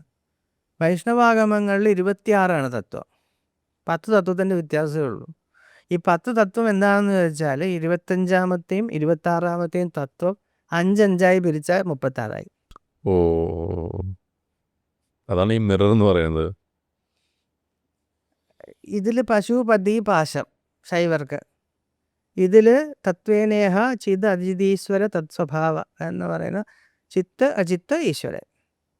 പശു, പതി, പാശം ഒരേ മെറ്റീരിയൽ തന്നെയാണ്. അതിൽ വിഷ്ണുവാണ്, ഇതിൽ ശിവനാണെന്നുള്ളതേ ഉള്ളൂ. ആഗമങ്ങളുടെ മാനിഫെസ്റ്റേഷൻ നോക്കിക്കഴിഞ്ഞു കഴിഞ്ഞാലും വിഷ്ണുവിന് വ്യൂഹമൂർത്തി ഉണ്ട്, പരമൂർത്തി, വ്യൂഹമൂർത്തി, അർച്ച, അന്തര്യാമി, വിഭവ അവതാരങ്ങൾ. ഇതേപോലെ ശിവനും അപ്പുറത്തെ സൈഡിൽ നോക്കുമ്പോൾ അന്തര്യാമിയുണ്ട്, പരാവസ്ഥ പരശിവ ഉണ്ട്. വിഗ്രഹങ്ങൾക്ക് വളരെ പ്രാധാന്യമുണ്ട്.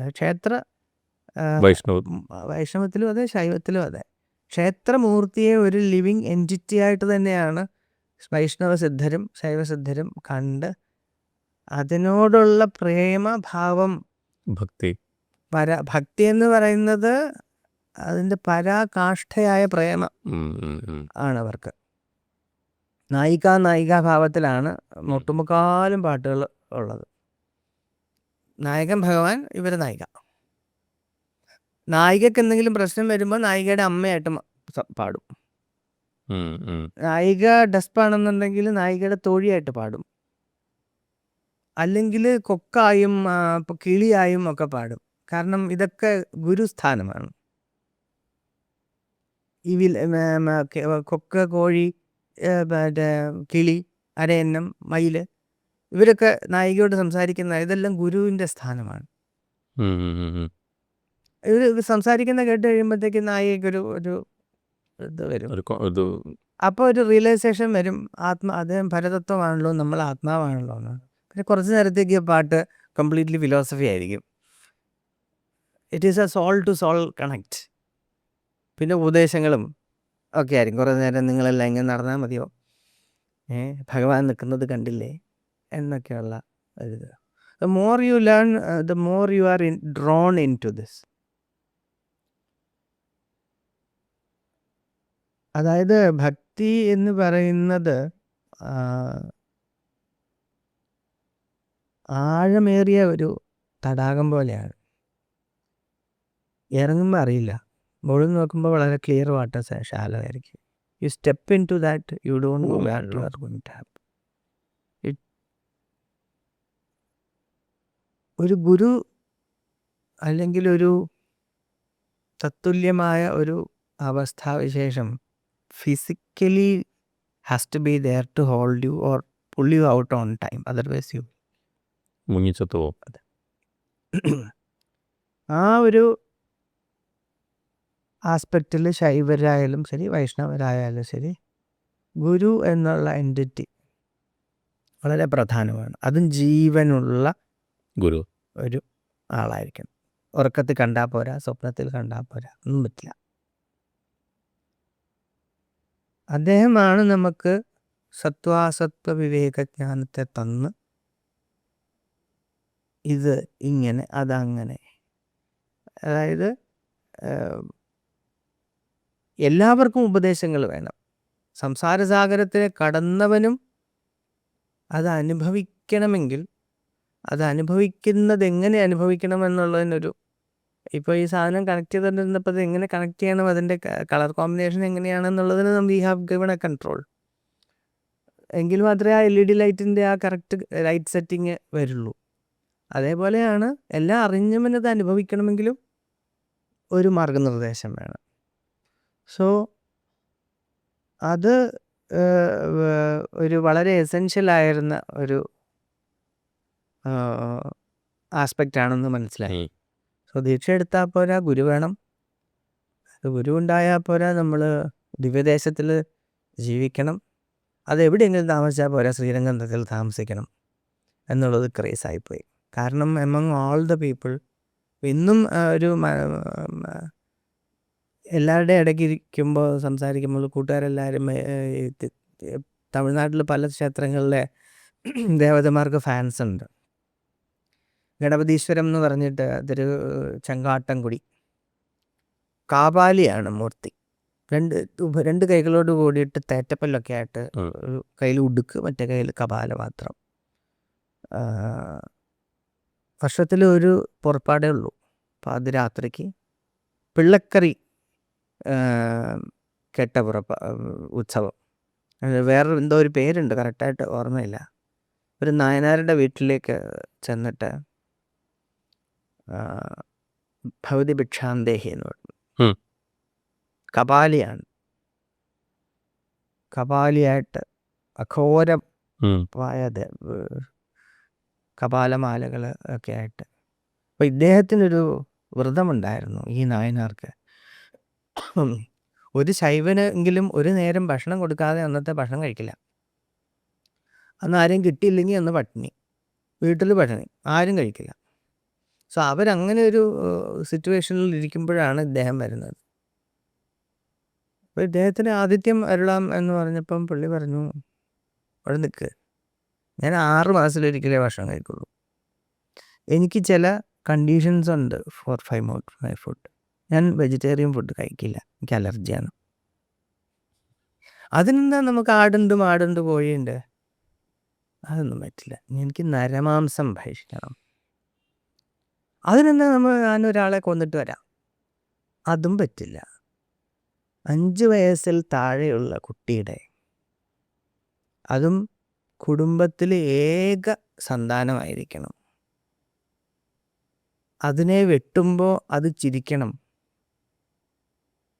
അതിൻ്റെ അച്ഛനും അമ്മയും പിടിച്ചുകൊണ്ടിരിക്കെ തന്നെ അവരുടെ പൂർണ്ണ സമ്മതത്തോടു കൂടി അതിനെ വെട്ടി കറിയാക്കി കൊണ്ടുവന്നാൽ മാത്രമേ ഞാൻ കഴിക്കുള്ളൂ. അങ്ങനൊരു കുട്ടിക്ക് എവിടെ പോകാനാണ്?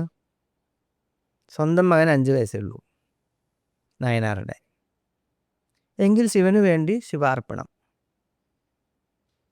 5 വയസ്സുള്ള കുട്ടിയോട് പറഞ്ഞപ്പോൾ 5 വയസ്സുള്ള കുട്ടി പറഞ്ഞു, വളരെ സന്തോഷം, ജനിച്ചതിനൊരു ഫലം വേണ്ടേ? അതൊരു ശിവനടിയാർക്ക് ഭക്ഷണമായി പോകാനാണെങ്കിൽ ജന്മം സാഫല്യം. അങ്ങനെ നായനാർ അമ്മ പിടിക്ക് നായനാർ ആ കുഞ്ഞിനെ വെട്ടി കറിയാക്കി ആ കപാലിയെ വിളിച്ച് ഭിക്ഷ കൊടുക്കുകയാണ്. അപ്പോൾ കപാലി ഉടനെ അടുത്ത വീട്ടിൽ കുട്ടികളൊക്കെ എവിടെ, വിളിക്കേ, നിങ്ങൾക്കൊരു മകനുണ്ടെന്നല്ലേ പറഞ്ഞേ, അവനെ വിളിക്കേ, നമ്മളെല്ലാവരും കൂടെ ഒന്നിച്ചിരുന്ന് കഴിക്കാം എന്ന് പറഞ്ഞു. ഇല്ലെങ്കിൽ ഞാൻ കഴിക്കില്ല എന്നായി. അപ്പം എന്ത് പറയാനാ, മോനെ ഇവിടെ ഒന്നും നോക്കിയിട്ട് കാണുന്നില്ല. സ്വന്തം മകനെയാണ് ഇവിടെ കറിയാക്കി വെച്ചിരിക്കുന്നതെന്ന് പറയാൻ പറ്റുമോ? മോനെ ഇവിടെ നോക്കിയിട്ട് കാണുന്നില്ല. എന്നാൽ വിളിക്കുന്ന പോലെ എങ്കിലും അഭിനയിക്കാമെന്ന് പറഞ്ഞിട്ട് കണ്ണുനീരോടുകൂടി അദ്ദേഹം വഴിയിലേക്ക് ഇറങ്ങി നിന്ന് മകനെ വിളിക്കുകയാണ്. മകനെ വിളിക്കുമ്പോൾ ഇവിടെ ഇലയിലെ കറി അപ്രത്യക്ഷമാകുന്നു. മകൻ വഴിയിൽ നിന്ന് ഓടി വരുന്നു. തിരിഞ്ഞു നോക്കുമ്പോൾ കാളപ്പുറത്ത് ശിവപാർവതിമാരായിട്ട് സോമാസ്കന്ദനായിട്ട്, നടുവിൽ കുട്ടിയോടുകൂടി സോമാസ്കന്ദനായിട്ട് ഒരൊറ്റ നായനാർക്ക് മാത്രമേ ദർശനം കൊടുത്തിട്ടുള്ളൂ. അത് ഈ പർട്ടിക്കുലർ നായനാർക്കാണ്. അങ്ങനെ അദ്ദേഹത്തിന് അന്ന് രാത്രി ആ കുടുംബത്തോടെ മുക്തിയാണ്. ഉത്തരാവതി ഫാൻസ് അസോസിയേഷൻ വേറെ ഉണ്ട്. ഉത്തരാവതി പോലെ ഒരു വളരെ ബ്യൂട്ടിഫുള്ളാണ് കേട്ടോ ഉത്തരാവതിയുടെ വിഗ്രഹം. പിന്നെ ഉള്ളത് തമിഴ്നാട്ടിൽ 3 രാജാക്കന്മാരാണ്. ഒന്ന് ത്യാഗരാജ, മറ്റത് നടരാജ. പിന്നെ ഭയങ്കര ഫേമസ്. ഇപ്പോൾ തിരുവാരൂർ ത്യാഗരാജസ്വാമികൾ, അത് പാട്ട് പാടുന്ന ത്യാഗരാജസ്വാമിയല്ല, തിരുവാരൂർ അദ്ദേഹം തിരുവാരൂർ ജനിച്ചത് കൊണ്ടാണ് ത്യാഗരാജസ്വാമികൾക്ക് ത്യാഗരാജസ്വാമികൾ എന്ന് പേര് വെക്കാൻ കാരണം. അന്ന് അവിടുത്തെ ദേവതയുടെ പേരാണ് ത്യാഗരാജൻ എന്നാണ്. അദ്ദേഹത്തെ മഹാവിഷ്ണു പാൽക്കടലിൽ ഹൃദയത്തിൽ വെച്ചാണ് പൂജിച്ചുകൊണ്ടിരുന്നത് ആ വിഗ്രഹത്തെ. അതായത് വേറെ ഇങ്ങനെ തറയിലൊന്നല്ല, ഈ വിഗ്രഹം പാൽക്കടലിൽ മഹാവിഷ്ണുവിൻ്റെ ഹൃദയത്തിൽ വെച്ചിട്ട് ആണ് അർച്ചന. അപ്പോൾ ആ വിഗ്രഹത്തിന് ഏറ്റവും ഇഷ്ടപ്പെട്ട മൂവ്മെൻ്റ് എന്ന് പറയുന്നത് അജപയാണ്. അല്ല, അജപാമൂർത്തിയാണത്. ഇന്നും പുറപ്പെട്ട് വരുമ്പോൾ അജപാ നടനമാണ് ത്യാഗരാജസ്വാമി. അത് ആ ഒരു പർട്ടിക്കുലർ ഫാമിലിയിലുള്ള ആൾക്കാർക്ക് മാത്രമേ അത് വെച്ച് കെട്ടി ആ ഡാൻസ് കളിക്കാൻ പറ്റുള്ളൂ. അത് വരുന്നത് എന്താ, നമ്മളിങ്ങനെ ഒരു ബ്രീത്ത് ഇങ്ങനെ, കാരണം 21,600 ബ്രീത്താണല്ലോ നമ്മൾ ഒരു ദിവസം എടുക്കുന്നത്. അതിനാണ് അജപ എന്ന് പറയുന്നത്. ഹംസസ്വഹം മന്ത്രമയേഹി എന്ന് പറഞ്ഞിട്ട്, മറ്റേ മത്തമയൂരം ഗുരുമീഠേ എന്ന് പറഞ്ഞിട്ട് ഒരു നവരത്നമാലിക എന്ന് പറഞ്ഞിട്ടൊരു സ്തോത്രമുണ്ട്. അതിൽ ഈ അജപയെ പറ്റിയിട്ട് ധാരാളം ഡീറ്റെയിൽ ആയിട്ട് പറയുന്നൊരു സ്തോത്രമാണ്. അപ്പം അതിൽ ത്യാഗരാജസ്വാമികൾ ഭയങ്കര ഫാൻസാണ്. പക്ഷെ വർഷത്തിൽ ഒരു തവണ ത്യാഗരാജസ്വാമികൾ പുറത്ത് വരുള്ളൂ. അതും രാത്രിയേ വരുള്ളൂ, വെയിൽ അടിക്കാൻ പാടില്ല. ഇത് പറയുന്നത് എന്താണെന്ന് വെച്ചാൽ, വെയിൽ അടിച്ചാൽ സൂര്യൻ്റെ കാന്തി മങ്ങിപ്പോകുന്ന അത്രയും കാന്തിയാണ് ത്യാഗരാജസ്വാമികൾക്ക്. അതുകൊണ്ട് പകൽ സമയത്ത് പുറപ്പാടില്ല. തേരിലാണെങ്കിലും ലോകത്തിലെ ഏറ്റവും വലിയ തേര് ത്യാഗരാജസ്വാമി ആഴിത്തേർ ഒരു തമിഴ് പാട്ട് തെരുവിൽ അസഞ്ചാടും തിരുവാരൂർ തേരെന്നും പറഞ്ഞിട്ടൊരു തമിഴ് പാട്ട് കേട്ടിട്ടുണ്ട്. തിരുവാരൂർ തേര് എന്ന് പറയുന്നത് ലോകത്തിലെ ഏറ്റവും വലിയ ആ വർഷത്തിലൊരു തവണ മാത്രമേ ത്യാഗരാജസ്വാമികൾ പുറപ്പാടുള്ളൂ. നടരാജനും അതേ വർഷത്തിൽ 6 പുറപ്പാടേ ഉള്ളൂ. ചിത്സഭയിൽ നിന്ന് കനകസഭയിലേക്കുള്ള 6 പുറപ്പാടേ ഉള്ളൂ. വർഷത്തിൽ 360 ദിവസം പുറപ്പെടുന്ന ആളാണ് രംഗനാഥസ്വാമി. രാമൻ നടക്കാൻ പഠിച്ചത് രംഗനാഥസ്വാമിയുടെ പുറപ്പാട് കണ്ട് അതുപോലെ നടക്കണം എന്ന് പറഞ്ഞിട്ടാണ് രാമൻ നടന്നു പഠിച്ചതെന്നാണ്. വാൽമീകി രാമായണത്തിൽ ഗജസിംഹഗതി വീരോ ശാർദൂല വൃഷഭോമോ എന്ന് പറഞ്ഞിട്ട് 6 രീതിയിൽ രാമൻ നടക്കും എന്ന് പറയുന്നുണ്ട്. ഗജസിംഹ ശാർദൂലം വൃഷഭം 6 മെത്തേഡിൽ. അതെ.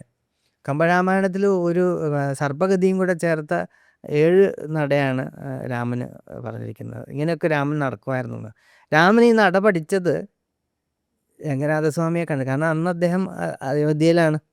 രംഗനാഥസ്വാമി അയോധ്യയിലാണ്. ഇക്ഷ്വാകു കുലധനം, ഇക്ഷ്വാകുവിൻ്റെ തേവാരമൂർത്തിയായിരുന്നു ഈ രംഗനാഥൻ എന്ന് പറയുന്നത്. ഭയങ്കര ഫാൻറ്റസിയാണ് ശ്രീരംഗം എന്ന് പറയുന്ന ഒരു ഇന്നും അതെ. ഞാൻ ബാക്കിയുള്ള 2 മൂർത്തികൾക്കും ആരാധകനാണെങ്കിൽ പോലും ഒരു കമ്പാരിറ്റീവ് സ്റ്റേറ്റ്മെൻറ്റ് എടുത്തു കഴിഞ്ഞ് കഴിഞ്ഞാൽ എമംഗ് ഓൾ ദ അർച്ചാ വിഗ്രഹങ്ങളിൽ രംഗനാഥസ്വാമിയെ ബീറ്റ് ചെയ്യാനായിട്ട് പറ്റില്ല. ഒരു പ്രത്യേക ഒരു ലവാണ്. അങ്ങനെ ഇരിക്കുകയാണ്. അന്ന് ഓർക്കുട്ട് കൂട്ടായ്മ എന്ന് പറഞ്ഞൊരു സാധനം ഉണ്ടായിരുന്നു. ഒരു ഓർക്കുട്ട് ഫേസ്ബുക്കിനൊക്കെ മുമ്പേ. അപ്പോൾ ധാരാളം വൈഷ്ണവ സുഹൃത്തുക്കളുണ്ട് അന്ന്.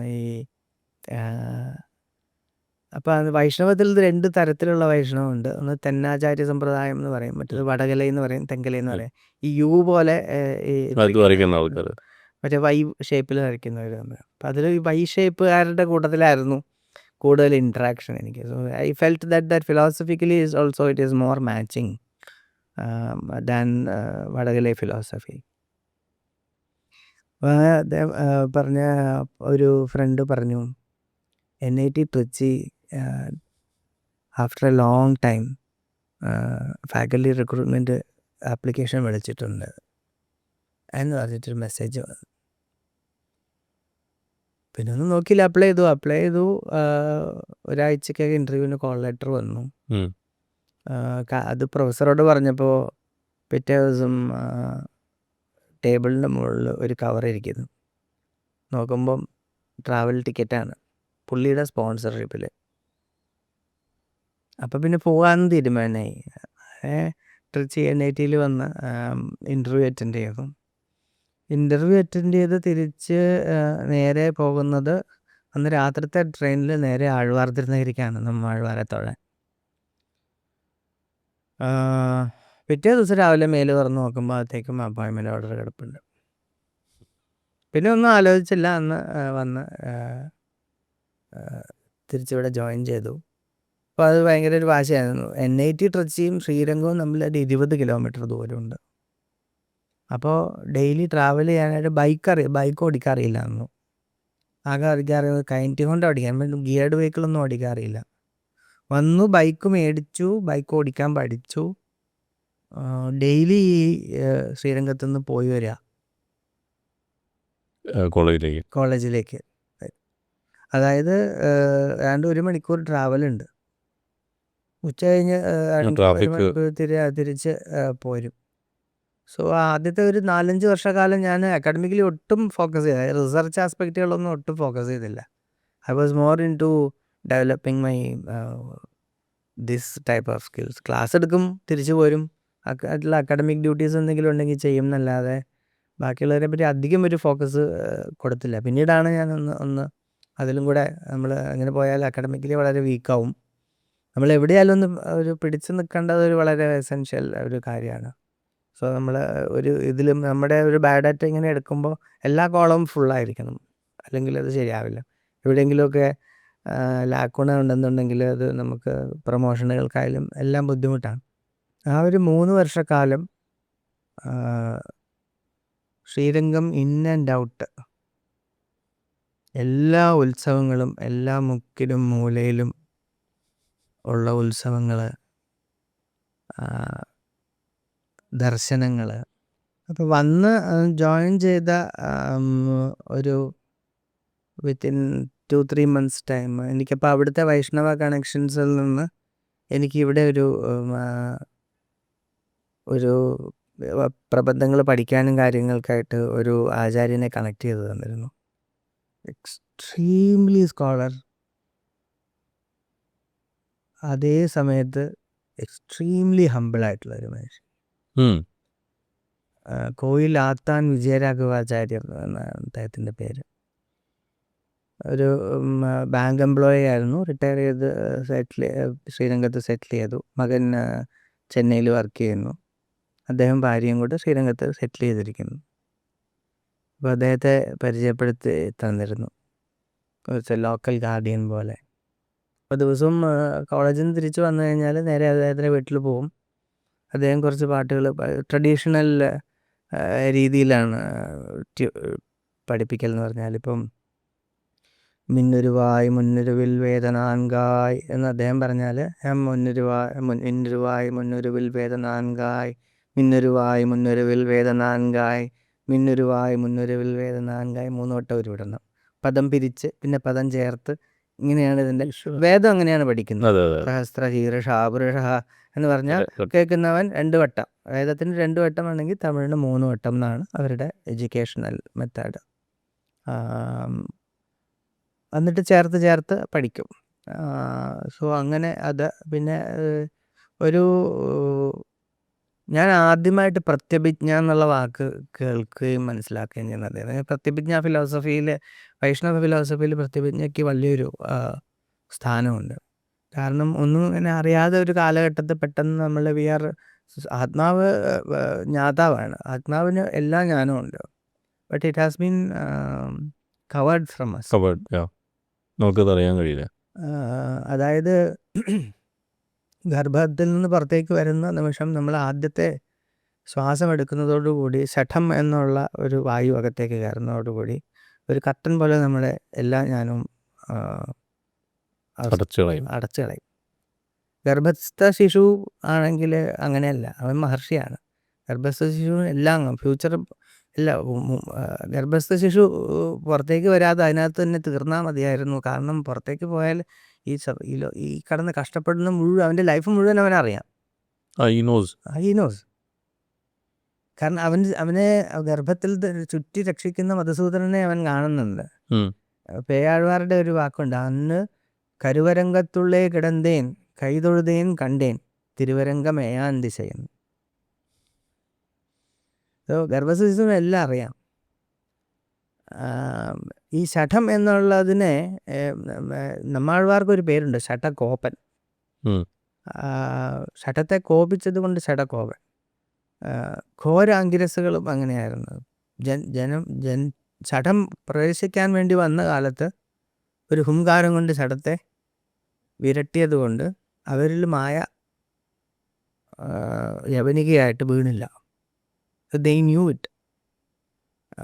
Everything they knew. അപ്പോൾ ഈ ശഠകോപ ഈ നമ്മാഴ്വാരുടെ കൃതികളിലും ഒക്കെ നമുക്ക് ഒരു ഏതാണ്ട് 1000-ഓളം പാട്ടുകൾ പഠിച്ചിട്ടുണ്ട് ആ ഒരു കാലഘട്ടത്തിൽ എന്ന് പറയുമ്പോൾ. എത്ര വർഷം? ഞാൻ 3 വർഷം ശ്രീരംഗത്ത് ഉണ്ടായിരുന്നു. ആ ഒരു പീരീഡിൽ ഡെയിലി റെഗുലറാണ്. അപ്പോൾ സൺഡേയിൽ എന്ന് പറഞ്ഞാൽ, കാരണം സൺഡേ എന്നാണ് പറയുന്നത് ഈ പഠിക്കുന്ന മെത്തേഡിന്. പിന്നെ വൈകുന്നേരം പുള്ളി ഇങ്ങനെ ധാരാളം കാര്യങ്ങൾ സംസാരിക്കും. പുള്ളിയുടെ വേറെ ഒരു സ്വഭാവം എന്ന് പറഞ്ഞാൽ ഈ പഴയ മാനുസ്ക്രിപ്റ്റുകൾ കളക്ട് ചെയ്യുക, കുത്തിപ്പിടിച്ചിരുന്ന് ടൈപ്പ് ചെയ്യുക, പുസ്തകമായിട്ട് പബ്ലിഷ് ചെയ്യുക എന്നുള്ള ഒരിതുണ്ടായിരുന്നു. അപ്പോൾ ധാരാളം സ്കോളേഴ്സിനെ അന്ന് കാണാനും അദ്ദേഹത്തിന് എനിക്കെന്തെങ്കിലും സംശയം ഉണ്ടെങ്കിൽ ചോദിച്ചു കഴിഞ്ഞാൽ, if he cannot solve it, he will take it to another person who will be able to solve it for me. Egoless ആണ്, 100% ഈഗോലെസ്. അപ്പോൾ അന്നാണ് ഞാൻ പറഞ്ഞത് ഈ ദീക്ഷ എടുക്കണം.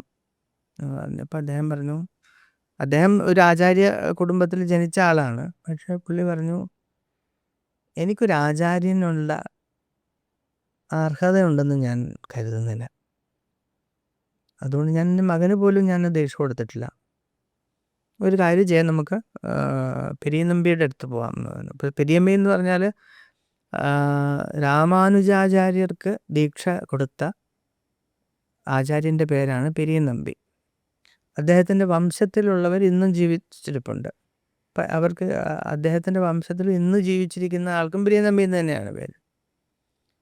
അത് മറ്റൊരു ഡൗൺ ടു എർത്ത് ആയിട്ടുള്ളൊരു പേഴ്സൺ, ഒരു absolute down to earth person. പുള്ളി ദീക്ഷ കഴിഞ്ഞതിന് ശേഷം പറഞ്ഞു, എനിക്ക് ക്രിയകൾ ചെയ്യാനും മന്ത്രം ഉപദേശിക്കാനും മാത്രമേ അറിയൂ, സബ്ജക്റ്റ് എൻ്റെ 0 ആണ്. അതിനാണ് ആത്താൻ സ്വാമി ഉള്ളത്. നീ എല്ലാ കാര്യങ്ങളും അദ്ദേഹത്തിൽ നിന്ന് പഠിച്ചോളാം എന്ന് പറഞ്ഞിട്ട്. ഇവൻ തോളിൽ ശംഖുചക്രങ്ങൾ വെക്കുന്ന സമയത്ത് പോലും അദ്ദേഹം സ്വന്തം കയ്യിൽ വെച്ച് ചൂട് കറക്റ്റാണോ എന്ന് നോക്കിയിട്ടാണ് ശംഖുചക്രം വെക്കുന്നത്. ഇപ്പോഴും ചെറിയ ശംഖിൻ്റെയും ചക്രത്തിൻ്റെയും തോളിലുണ്ട്. ശംഖുചക്രം പഴുപ്പിച്ചിട്ട് വെക്കുക ചെയ്യുന്നത്. അപ്പോൾ പോലും അത്രയും ഒരു സ്വന്തം കയ്യിൽ ആദ്യം വെച്ച് നോക്കിയിട്ടാണ് നമ്മുടെ ഉള്ള ഒരു ഇത്. അങ്ങനെ ആണ് ഒരു കാര്യങ്ങൾ വളരെ ഗംഭീരമായിട്ട് പോകുമ്പോഴാണ് ഒരു പുഷ്പം പറിക്കുന്ന ലാഘവത്തോടു കൂടി ആത്താൻ സ്വാമി ഒരു ദിവസം മരിക്കുകയാണെന്ന് പറഞ്ഞാൽ ഇങ്ങനെ ഇരിക്കുമ്പോൾ മരിച്ചു, അല്ലെ ഉറങ്ങുമ്പോൾ മരിച്ചു, അങ്ങനെ എന്തെങ്കിലുമൊക്കെ സംഭവിച്ചാൽ പോലും ഞാനൊന്ന് ക്ഷമിച്ചേനെ. ടാങ്ക് ക്ലീൻ ചെയ്തിട്ട് കറക്റ്റായിട്ട് അതിൻ്റെ വാൽവ് തുറക്കാൻ വേണ്ടിയിട്ട് ടെറസിൽ കയറിയ ആൾ ടെറസിൽ നിന്ന് സൂര്യാഘാതമേറ്റ് 2 ഫ്ലോർ താഴേക്ക് വീണ് മരിക്കാനായിരുന്നു. അതോടുകൂടി എനിക്ക് രംഗനാഥനോട് ദേഷ്യമായി.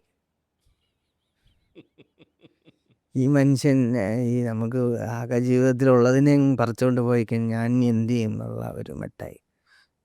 ജീവിതത്തിൽ നിന്ന് സ്പിരിച്വാലിറ്റി നഷ്ടപ്പെടുന്ന ഒരു സാഹചര്യങ്ങളെന്ന് പറഞ്ഞു കഴിഞ്ഞാൽ നമുക്കൊരു ശൂന്യതയാണ്.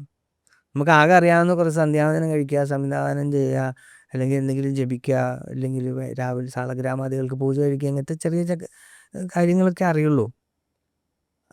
അത് ആ ഒരു കാര്യത്തിന് താല്പര്യം നഷ്ടപ്പെടുത്തുന്ന രീതിയിൽ സംഭവിക്കുമ്പോൾ എന്ത് ചെയ്യണമെന്ന് അറിയില്ല. You have a lot of time. മറ്റേത് രാവിലെ എഴുന്നേറ്റാൽ വി ഡോണ്ട് ഹാവ് ടൈം.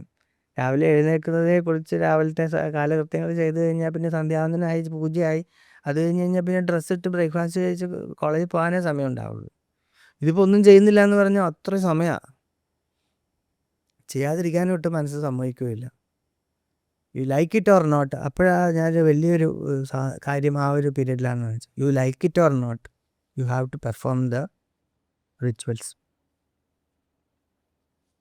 എനിക്കിന്ന് മടിയാണ്, എനിക്കിന്ന് മൂഡില്ല, എനിക്കിന്ന് അവിടെ വേദന എടുക്കുന്നു, ഇവിടെ കൈ അത് ചെയ്യുന്നില്ല. അങ്ങനെ ചെയ്യാതിരിക്കാൻ നമുക്ക് 1000 റീസൺസ് ഉണ്ടാവാം. ചെയ്തേ പറ്റൂ. നമ്മൾ ഭക്ഷണം മുടക്കുന്നില്ലല്ലോ മൂടില്ല എന്ന് പറഞ്ഞിട്ട്, വെള്ളം കുടിക്കാതിരിക്കുന്നില്ലല്ലോ, ടോയ്ലറ്റിൽ പോകാതിരിക്കുന്നില്ല. ഇതങ്ങനെയല്ല, ഇതങ്ങനെ തന്നെയാണ്. You have to be on the once you are in the line, you have ലൂപ്പിലാണ് ഒന്നും ചെയ്യാൻ പറ്റില്ല. മനസ്സിന് യാതൊരു ഭക്തിയോ പ്രേമവും ഇല്ലാതെ പൂജ കഴിച്ചിട്ടുണ്ട് ഇഷ്ടംപോലെ ദിവസം. Just to do that. എന്നാൽ ഒരു കുറവ് പോലും നമ്മൾ പ്രോസസ്സിലുണ്ടാകും. And that is trained like that. സന്ധ്യാവന്തനായ എല്ലാ വിഷയങ്ങളായാലും അതെ. അതിനിടയ്ക്ക് കുട്ടിയുണ്ടായി എല്ലാം. പക്ഷെ വൈഷ്ണവത്തിനോടുള്ള ഒരു അമിതമായ ആർത്തി, ഫിലോസഫിയോടുള്ള ആർത്തി കുറഞ്ഞില്ല.